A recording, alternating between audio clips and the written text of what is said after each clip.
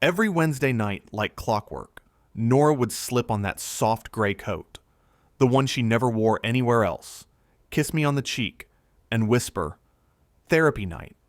Don't wait up."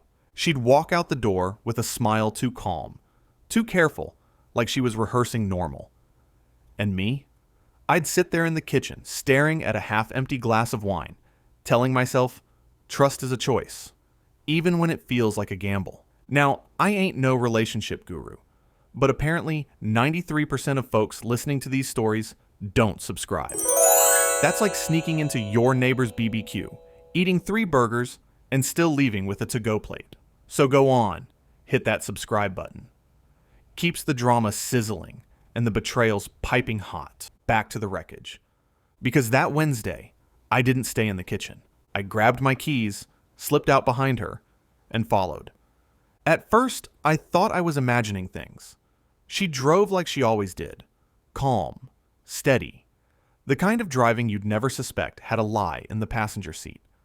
But she didn't head toward the quiet little therapy office downtown, the one with the chipped blue awning and the wilting fern in the window. No. She kept going. Past it. Past the coffee shop. Past every excuse she'd ever given me. My fingers tightened on the steering wheel as I trailed her. Headlights off. Heart pounding hard enough, I swear it shook the car. Finally, she turned into the circular drive of a luxury hotel. Valet lights. Polished glass doors. The kind of place you check into when you're not planning to sleep alone. I pulled over half a block away and just sat there, engine idling, staring. The hotel swallowed her up. That gray coat disappeared into the revolving door, and with it, the version of my life I thought I knew. I should have gone home. I should have let the lie sit where she left it. But I didn't. I killed the engine, stepped out into the cold night air, and whispered to myself the one thought that wouldn't let me go. Therapy doesn't come with valet parking. And that's when I knew whatever was waiting on the other side of that hotel door was about to rewrite everything. You ever notice how silence in a marriage can be louder than any fight? That's where I lived every Wednesday night. The pattern had started innocent enough. Nora would stand at the counter, fussing with her hair like she was auditioning for a different version of herself. "Don't wait up, okay?" she'd say, almost too lightly, pulling on that camel coat I'd never seen her wear before. And me? I'd sit at the table pretending my fork and peas were the most fascinating show on earth. "Therapy night again?" I asked, voice flat as the plate in front of me. She answered, slipping her phone into her purse without even looking at me. I tried again, casual, like I wasn't counting the lies in her syllables. "So, who's the therapist again?" She gave this smile. Not a warm one, the kind that shuts doors instead of opening them. "New practice, group format, downtown, group therapy?" I leaned back, trying to sound like I didn't care. "For what?" Her hands froze on the strap of her purse, just long enough for me to notice. Then she shrugged. "People working through complicated stuff." Complicated stuff. That's the sort of phrase you say when you don't want someone asking follow-ups. Vague enough to feel safe. Sharp enough to cut off curiosity. I forced a laugh. "That's vague."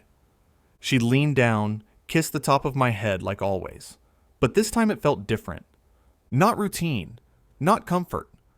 More like a period at the end of a sentence she hadn't read me yet. When the door closed, the house swallowed me whole. No clinking of dishes. No footsteps. Just me. The fridge humming like a low-grade threat, and the clock ticking in jagged bursts. I told myself, "Ethan, you're imagining this. She's your wife. She loves you. Not everyone's a cheater just because your dad was." But then my eyes drifted to her coat rack. That camel coat still smelled new, like it hadn't been worn enough to belong in this house. My gut twisted. The truth? Pretending has an expiration date, and mine had just gone sour. I stood, grabbed my keys, and stared at my reflection in the hallway mirror. I didn't look like a husband anymore. I looked like an investigator who hated the case he was working. I muttered to myself, "If trust is a bridge, mine's got termites." And with that, I stepped into the night, headlights off, following a trail I wasn't ready to see the end of. There's no manual for following your wife through traffic, but if there was, I was writing it in real time. 2 cars back, headlights dim, palms sweating like I'd been caught stealing. And what was I stealing? The truth. The kind no one asks for, but everyone fears. Nora's taillights pulsed red ahead of me. Twin warnings I couldn't ignore. Each turn she took felt rehearsed, like she'd driven this road a dozen times before. Therapy wasn't in this direction. Not unless therapists had upgraded to 5-star parking. And then I saw it. The Centennial Regent Hotel. You know the type. Marble floors, champagne at check-in, lobbies smelling like money you'll never have. Not a place you go to cry about your feelings in a folding chair. She swung into valet like she'd done it before. Slid out of her car in that camel coat that didn't smell like our closet. She adjusted her hair, straightened her back, and then he appeared. Tall. Sharp suit. The kind of man who doesn't wrinkle, even in the rain. And his hand. God, his hand rested at the small of her back like it had a lease there. They walked through the revolving doors, swallowed by glass and light. I nearly drove off the curb. My chest felt like someone had pressed a match to it, and I had to remind myself to breathe. Every ugly picture my brain had ever drawn started flashing. Hotel sheets, wine glasses, the sound of Nora's laugh pressed into another man's neck. I parked on a side street, killed the engine, and stepped into a night that smelled like betrayal. My wedding ring felt heavier than the keys in my pocket. The lobby was a blur of designer coats, clinking glasses, a piano playing something elegant enough to piss me off. My shoes echoed across marble as I tracked them to the elevators. I caught a glimpse just before the doors slid shut, his hand guiding her inside. Horizon suite level. Now, Horizon wasn't just a hotel floor. It was the floor. Private. Exclusive. The kind of place you booked to keep secrets, not share them. I didn't take the elevator. I wasn't ready to share that coffin ride with my panic. I took the stairs, 15 flights, each one a reminder that my marriage might be dying one landing at a time. By the time I reached the top, my shirt clung to me like confession. My pulse rattled louder than the stairwell door as I pushed into the carpeted hallway. And there it was, frosted glass. Gold letters spelling out Horizon. Behind it, muffled voices. A laugh. Her laugh. I reached for the handle. Locked. Figures. I slammed my palm against the door once. It didn't budge. My whole body screamed, "Kick it in! End this! Get your answers." But my hand stayed frozen on the brass. Because sometimes, the scariest part isn't catching them in the act.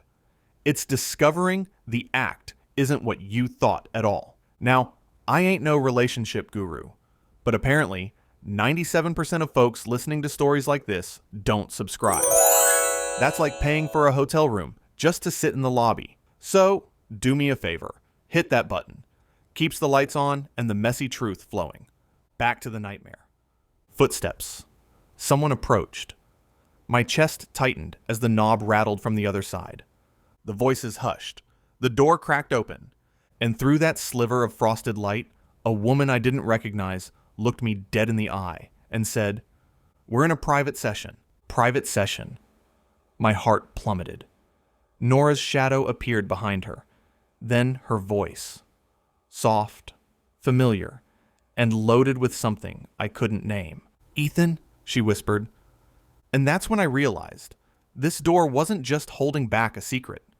It was holding back a storm I wasn't ready to weather. I took a breath, braced myself, and said the only thing I could. "I'm not leaving. There's a sound glass makes right before it breaks. Thin, high, invisible, unless you're listening for it."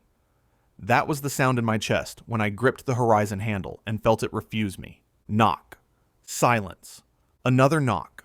Louder, like I could bully the truth into opening. Footsteps. The frosted panel quivered. Then the door cracked an inch. A woman's face appeared in the seam. Late 30s, steady eyes. The kind of tired that learns to stand up straight anyway. "We're in a private session," she said. "I'm looking for my wife." My voice came out steadier than my hands. Nora Ward. From behind her, Nora. Ethan, not angry, not guilty, just surprised, and that hurt worse. The woman in the doorway didn't move. Closed group, she said. If you're not on the list. Do I look like a list? I leaned in. The hallway's soft carpet swallowed my footsteps, but not my heartbeat. She said therapy. This is a hotel. Nora's face hovered over the woman's shoulder. Hair pinned, coat off, worry unraveling her mouth. Let me talk to him, she said quietly. The woman hesitated, then slid out into the hall, leaving the door barely ajar. Nora followed, pulling it shut behind her until only a sliver of light cut the threshold. I smelled coffee, heard a chair scrape, something that sounded like a choked laugh or a sob, hard to tell from the hallway, where shame echoes. Nora tucked a strand of hair. Ethan, why are you here? Because you keep leaving me with blanks and calling it a sentence. I tried for calm and landed on tired. Who is he? Who? She looked genuinely confused. Gray suit, hand on your back. I swallowed the rest, the part about the pictures my brain drew without permission. Nora exhaled. Not what you think. That phrase should come with a fine. I half smiled, more teeth than humor. Look at me and tell me you're not. I couldn't even say the word. The hallway felt suddenly too warm. Her eyes softened, and for a second, I saw the woman who still laughed at my terrible puns, who still fell asleep with her hand on my chest, like she was checking I hadn't drifted away. I'm not, she said. Ethan, I promise. The woman with the steady eyes folded her arms, posted like a guard who used to be a soldier. I'm Naomi, she said. Whatever this is, it can't happen in the doorway. I'm not leaving. My spine found itself. Then you wait, Naomi said, unblinking. You wait without accusing. You wait without raising your voice. You wait like a man who loves his wife more than he loves being right. That line hit harder than the locked door. Nora stepped closer, almost close enough to touch. Give me 5 minutes, she whispered. Then I'll tell you everything. Why not now? Because 5 minutes ago, I promised a room full of people that what they said wouldn't get interrupted by someone else's panic. She tilted her head. Even if that someone is my husband. Panic. I tasted the word like metal. The elevator dinged at the far end of the hall. A server rolled out with a silver coffee urn and a tray of tissues like it was the most ordinary cargo in the world. Nora glanced at it, then back at me. That look, half apology, half please, was the only reason I didn't kick that door in and end us both. 2 minutes, I bargained, because love is a negotiation you only win by losing, not 5. 3, she countered, the ghost of a smile. You always rush the middle. Naomi's mouth twitched. Approval? Sit, she said, nodding at a low bench by an abstract painting that looked like storm clouds trying to remember they were once oceans. Breathe. I sat. Nora and Naomi slipped back inside. The door sighed shut. I stared at that painting, saw a shoreline I couldn't recognize, heard murmurs through the glass. Low, raw, human. The kind of sounds people make when the story they're telling finally stops lying. My phone buzzed. A text from my friend Mark, because the universe has a sick sense of humor. Mark, Wednesday poker tonight? Or domestic bliss? Me, can't. Long story. Mark, aren't they all? I pocketed the phone and rubbed my ring with my thumb until the metal warmed. A concierge drifted by, clocked my face, decided not to sell me champagne. I don't know why I remembered this, but suddenly I was 12 again, eavesdropping on my parents behind a half-closed kitchen door. The hush before a truth you can't unhear. The clink of a glass, my mother's breath catching, my father deciding which parts of himself to confess and which to keep. I had sworn when I grew up my doors would be wide open. No secrets. Fresh air. Sunlight. And here I was, grown, sitting outside a door I couldn't open. The handle clicked. Nora stepped into the hall, leaving the door cracked an inch. Behind her, voices, softer now. Not laughter, not celebration. Something else. Survival. She stood in front of me, hands empty, eyes full. 3 minutes, she said, and then you can ask me anything. I'm going to ask you everything. Okay, she nodded, but before you do, can you walk into this room without turning me into the villain of a story your father taught you? The hallway felt colder. My throat found sand. I can try. Good. She reached past me, pressed the handle, and for a heartbeat, the frosted pane turned transparent enough to sketch shapes. Chairs in a circle, a whiteboard with half-wiped words, someone passing a box of tissues like a baton no one wants, and a man in a gray suit not touching anyone, just holding a leather portfolio like a lifeline. Nora looked back at me. Ready? No, not remotely, but pretending had already expired. I stood. Open it. She did. And I braced for the kind of truth that doesn't explode, just rearranges the furniture in your life and leaves you to decide if you can still live there. You ever kick open the door in your mind 1,000 times, only to realize the real scene looks nothing like the one you rehearsed? That was me, standing on the threshold of the Horizon Suite, braced for betrayal, and walking straight into something I couldn't have scripted if I tried. No champagne flutes, no tangled bedsheets, no lipstick on the collar. Just a circle of chairs, a coffee urn steaming in the corner, tissue boxes stationed like soldiers, and 12 strangers staring back at me, their faces stamped with the same hollow shadow, the kind you carry after someone burns down the life you built. Nora stepped forward, no hesitation. At home, she was soft, easy laugh, hands that smoothed over problems like tablecloths. But here she was, steel, shoulders back, eyes steady. Not my wife playing dress-up. My wife in her element. Ethan, she said carefully, this is a support group. I blinked, words falling apart in my throat. Support? For what? A woman with bare fingers and a ghost of a wedding ring leaned forward. Her voice was gravel, softened by grief. For the blindsided. For people married to cheaters. The air thickened. My brain stuttered. I wanted to laugh, scream, maybe both. But all I managed was standing there, like a man who'd just been told the monster under his bed was real. Only it wasn't after him. It was sitting cross-legged in front of him, sharing stories. And then my eyes found him. The gray suit. The man who'd put his hand on my wife's back like he owned it. Except now he wasn't whispering in shadows. He was perched on a chair, portfolio balanced on his knee, posture more courtroom than honeymoon. He stood, calm as stone, and offered a hand I didn't take. Victor Hale, he said, family lawyer. I volunteer here. Custody, finances, divorce prep. I give people options when the ground drops out from under them. His eyes stayed locked on mine. I'm not who you think I am. The room gave this low, tired chuckle, like even they could see how wrong I'd been. My chest ached, because in that moment, every ugly movie reel I'd been playing in my head dissolved, and all I was left with was shame. Nora took a step closer, palms open. I should have told you, Ethan, but I knew what this would look like, and I knew what it would drag up for you. What's that supposed to mean? My voice came out cracked. Your father's affair, she whispered.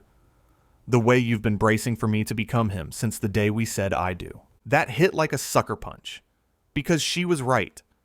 Every silence, every late night, every face-down phone. I'd been fighting a ghost, not her. Before I could fire back, the woman with the tired eyes, Naomi, cut in, arms crossed, chin raised. You want to know betrayal? It's not this room. It's being told you're crazy while your husband spends your savings on someone else's perfume. It's finding hotel receipts tucked in his sock drawer. That's betrayal. Not this. Her words echoed off the walls and straight into my ribs. For the first time since Nora kissed me goodbye hours earlier, I saw her clearly. Not as the suspect in some crime my paranoia invented, but as a woman standing in the wreckage of other people's lies, trying to light candles so they didn't get swallowed by the dark. Now, I'm not some TikTok preacher, but apparently 97% of folks watching stories like this never hit subscribe. That's like showing up at a support group just to hog the coffee and never share. So hit that button. Keeps the lights on. Keeps the stories raw. Back to the mess. I swallowed hard. My wedding ring felt like it weighed 100 pounds. So, this is what you've been hiding? Nora's eyes softened. Not hiding. Protecting. Helping. I didn't trust you to see it without seeing ghosts first. The circle was silent. Waiting. Measuring whether I'd storm out or sit down. My pride wanted to slam the door and walk away. But something in me, something small and scared, wanted to stay. And that's when it hit me. This wasn't betrayal playing out behind a locked door. This was survival. This was Nora building a raft in an ocean I'd been afraid to swim in. My throat burned as I whispered, "So, where do I fit into this?" And no one, not Nora, not Victor, not Naomi, answered. Here's the thing about suspicion. Once it gets inside you, it grows roots. Even standing in that circle, even staring at 12 people broken by the same nightmare I'd always feared, part of me still wanted to cling to the easy story.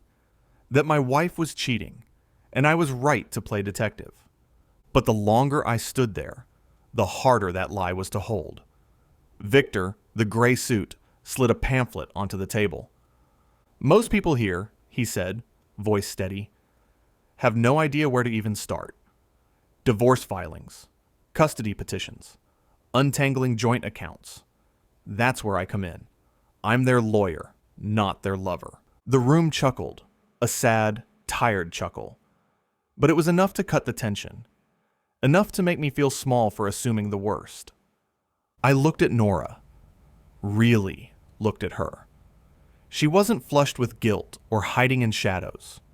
She was standing tall, shoulders squared, eyes searching mine for something I hadn't offered her in a long time. Trust. She took a breath. Ethan, I didn't tell you because I know your history. Because your father's affair still bleeds into our marriage, even when you don't say it out loud.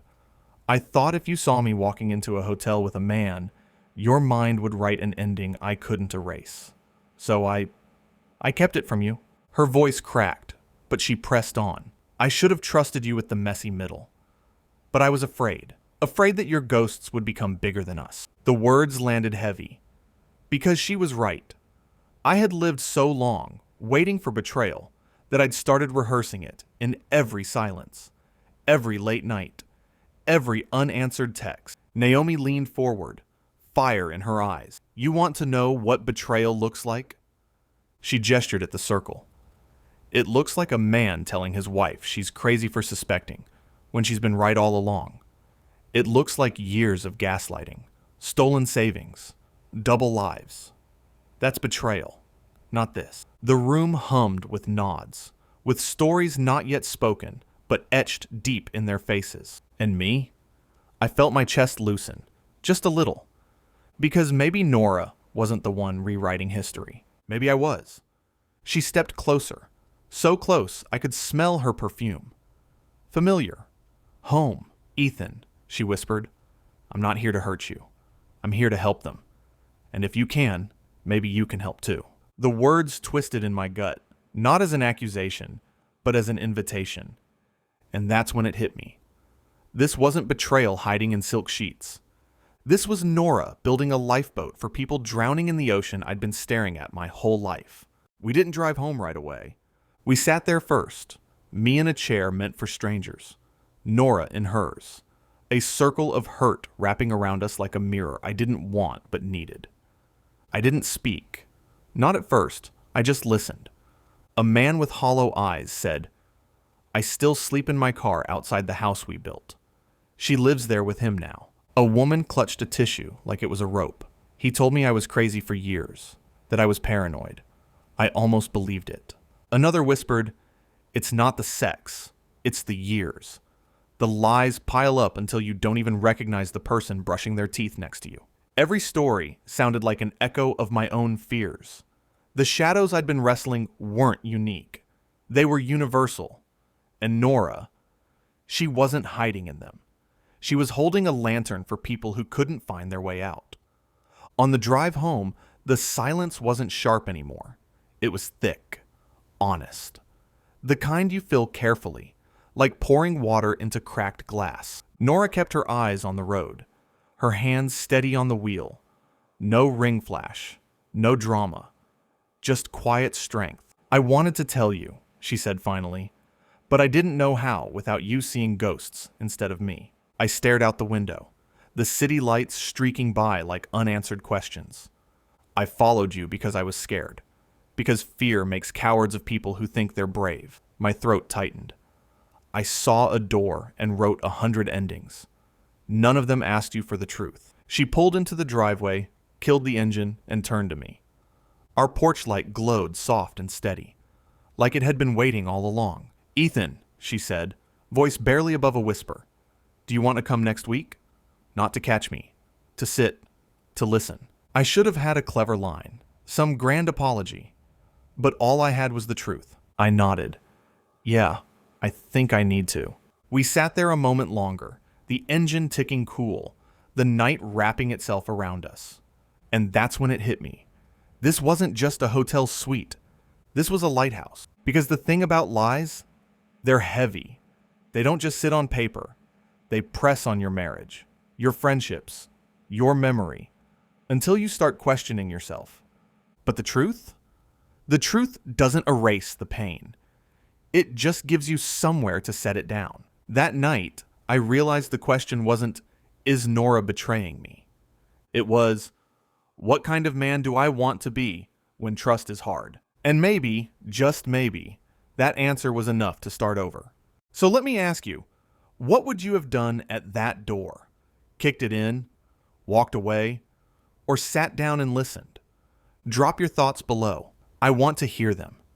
And if this story hit something in you, share it with someone who might need the reminder. Stay honest, stay human. And if you want more stories like this, make sure you subscribe so you don't miss the next one.